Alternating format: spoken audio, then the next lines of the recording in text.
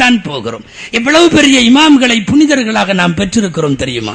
அல்லமா அஹ்மத் இப்னு ஹம்பல் ரஹ்மத்துல்லாஹி அலைஹி உயர்ந்த உச்சாணிக்கு போனதற்கு பிறகும் கூட நஹ்னு கௌமும் மசாகீன், நாங்கள் பரம ஏழைகளான மிஸ்கீன்களான கூட்டம் என்று தன்னை அடக்கப்படுத்திக் கொண்ட மிகப்பெரிய பேணுதலுக்கு சொந்தக்கார இமாம் அஹ்மத் இப்னு ஹம்பல் ரஹ்மத்துல்லாஹி குர்ஆனுடைய மசாலாக்களில் மாதக்கணக்கில் போன சிறை வருடக்கணக்கில் நீடித்தது.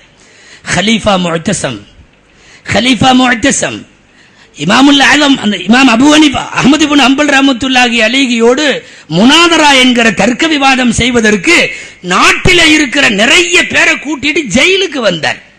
விவாதம் எங்கு நடக்குது தெரியுமா? அரசவையிலே அல்ல, அஹ்மத் இப்னு ஹம்பல் ரஹ்மத்துல்லாஹி அலைஹியின் சிறை கூடாரத்தில்.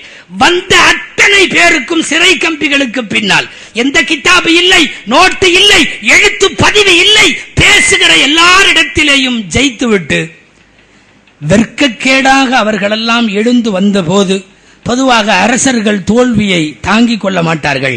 முஅத்தஸம் ஜல்லாதுகளை மிக கடுமையாக சிறையிலே அடிக்கக்கூடிய 10 பேரை கூப்பிட்டு உங்கள் சக்தி உள்ள அளவு அஹ்மதை அடியுங்கள் என்று சொல்லிவிட்டு வெளியே போய்விட்டார். 10 பேருடைய மரண அடி. கடைசியில் மூர்ச்சையாகி கீழே கிடந்த போது அஹ்மத் இப்னு ஹம்பல் ரஹ்மத்துல்லாஹி அலைஹியிடம் போய் தண்ணீர் தெளித்து விடுவார்கள். மூஞ்சியிலே தண்ணீர் தெளித்து விட்டு குடிக்க நீர் கொடுத்த போது நான் நோன்பு வைத்திருக்கிறேன் என்பார்கள் அஹ்மத் இப்னு ஹம்பல் ரஹ்மத்துல்லாஹி அலைஹி.